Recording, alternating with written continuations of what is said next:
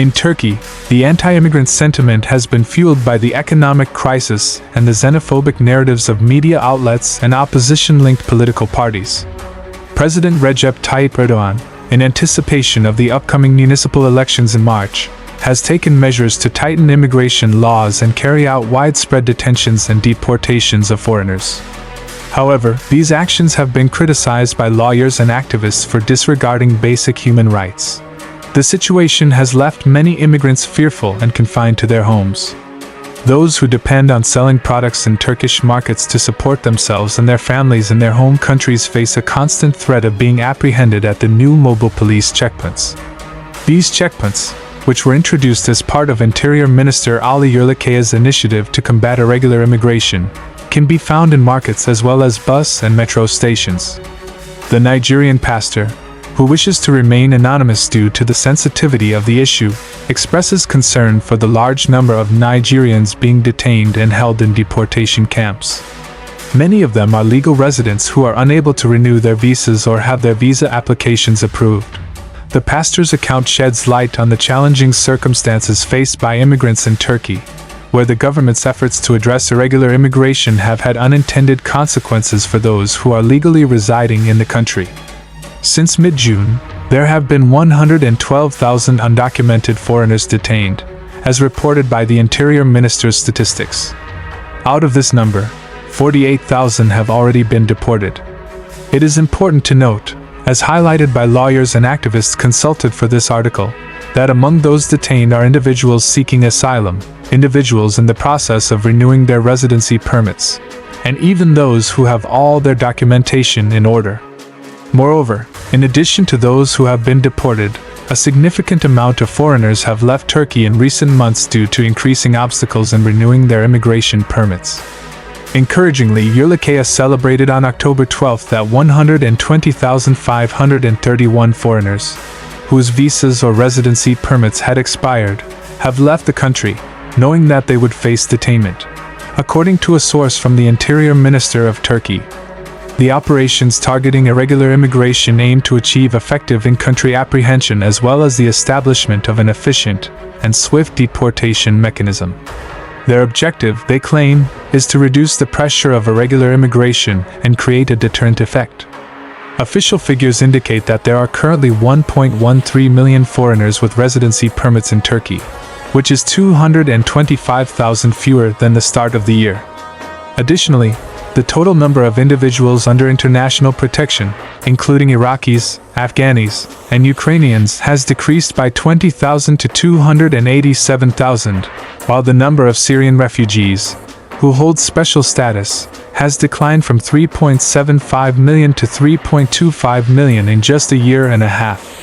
Taha El-Ghazi, a Syrian-Turkish activist, raises an important question. What has happened to the 500,000 Syrians who have disappeared? According to him, some remain in the country living without proper documentation, others have irregularly migrated to Europe, and some have returned to Syria due to circumstances and the pressure exerted by the government, such as laws prohibiting them from residing in certain neighborhoods or provinces. Discrimination and racism have surged recently, particularly against Syrians. There have also been instances of violent attacks, causing fear amongst the people, he reports. Expressing frustration, a diplomat from Latin America voices their concern about the situation. Based on information obtained through diplomatic channels, this newspaper has collected data showing that over 50 Latin Americans have either been detained and faced deportation, or are currently in the process of being deported. Shockingly, this includes several Venezuelan students who had been granted scholarships by the Ministry of Education.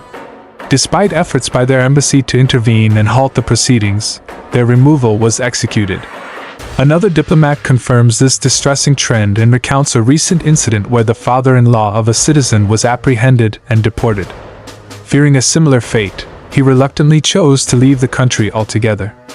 Furthermore, a well-known example involves two Moroccan tourists who entered Turkey legally, only to be detained and subsequently deported to northern Syria as Turkish authorities mistakenly believed they were from that region. In an interview with ELPS, Nikolaus Meyer-Landrut, the EU ambassador in Ankara, sheds light on the intentions of the Turkish Interior Minister. Meyer Landert explains that the minister aims to transform Turkey from being merely a transit country for migrants into a destination country. Acknowledging this perspective, the EU is closely collaborating with Turkish authorities in order to update their anti-immigration agreement from 2016, which designated Ankara as the guardian of the EU's southeastern border, was successful in reducing the influx of migrants and refugees through Turkish territory to Europe. Instead, these individuals were redirected towards the central Mediterranean. Despite this accomplishment, Turkey has now become home to the highest number of refugees worldwide, estimated at 3.5 million. However, this figure represents only a small fraction, just over 7%, of the country's population, even when accounting for the approximately 2 million irregular migrants present. Nevertheless, immigration has become a prominent topic of public debate in Turkey in recent years. Fueling this discourse is a growing sense of xenophobia incited by media outlets. Articles pointing fingers at foreigners for economic problems, the rise of internet scams, and skyrocketing housing prices have further exacerbated this sentiment, despite the fact that foreigners constitute a mere 3% to 4% of property buyers, in contrast to the over 15% in Spain. After fleeing Cuba and arriving in Turkey 4 years ago, Rosa Martinez and her partner, Adrián Cuadrado, names changed for privacy reasons, were filled with hope for a peaceful and comfortable life, where they could work and start a family.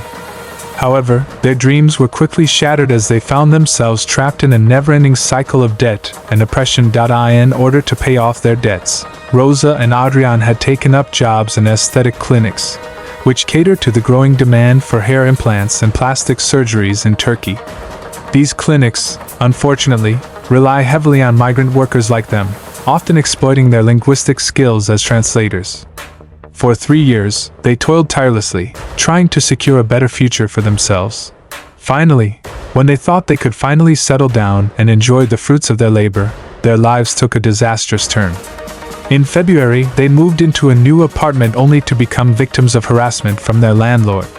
Despite Rosa's continuous rejection of his advances, he resorted to reporting Adrián to the police.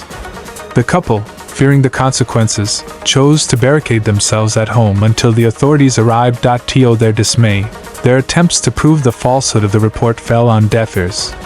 The authorities, it seemed, were determined to find any excuse to detain foreigners like Adrián. Rosa agonizingly recounts the events. "They took my boyfriend away, even though we showed them it was all a lie.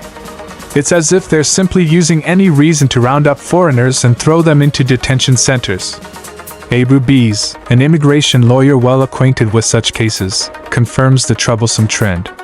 She reveals that even baseless reports and unverified complaints become tools to strip foreigners of their residency status and confine them to these centers. For the next couple of weeks, Adrián seemed to have vanished without a trace. Rosa and her loved ones were left in a state of anguish and despair, incapable of making contact with him. The authorities remained frustratingly tight-lipped about his situation. It was only after much effort that Adrián managed to reach out to Rosa, revealing his ordeal of being shuffled between 2 detention centers, one near Istanbul and the other an astonishing 780 kilometers away in Kayseri. "We have no idea where some people end up," laments Irfan Güler, a lawyer with extensive experience in such cases. He continues, "They often transport them to Tuzla, a municipality on Istanbul's outskirts, and from there, they send them off to far-flung cities like Erzurum or Agri, located more than 1,200 kilometers away. This deliberate strategy serves to hinder our work as lawyers and obstruct our ability to challenge deportation rulings promptly." Adrián Cuadrado, after spending 4 months in confinement, found himself in a situation where his residency permit had expired and he was unable to renew it. Despite the efforts made by his lawyers and the Cuban embassy, no progress was made to resolve his situation. Consequently, feeling trapped with no other viable options, Cuadrado made the decision to sign the voluntary deportation form. In mid-October, he was escorted to the Istanbul airport, where he would board a plane back to his home country. Notably, it should be mentioned that the expenses for this journey were covered by his partner.